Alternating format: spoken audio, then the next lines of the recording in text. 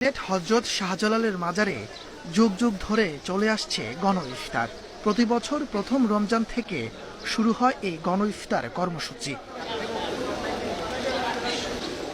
দুপুরের পর থেকেই ইফতারের জন্য মাজারে জড়ো হতে থাকেন ভক্তরা। ইফতারে থাকছে বুটের পোলাও, আখনি অথবা মাংস খিচুড়ি, পাশাপাশি দেয়া হয় খেজুর, জিলাপি, পেঁয়াজু সহ নানা পদ।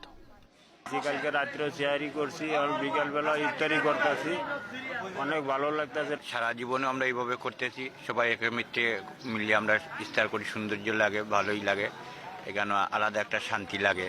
মাজারে এক কাতারে মিলিত হন ধনী গরিব সবাই। তারা বলছেন, দরবারে মানুষে মানুষে নেই কোনো ভেদাভেদ। ঐতিহ্যবাহী এই ইফতারের স্বাদ নিতে পেরে খুশি আগতরা। মানুষ ওই থেকে ধনী গরিব সবাই একসাথে মিশে যে রমজান শরীফ যে ইফতারটা করে কত আনন্দ লাগে। ধনী গরিব নির্বিশেষে এখানে সবাই খাইতেছে, সবাই খাইতে ইচ্ছুক বা খাইতেছে। সাজা ভালো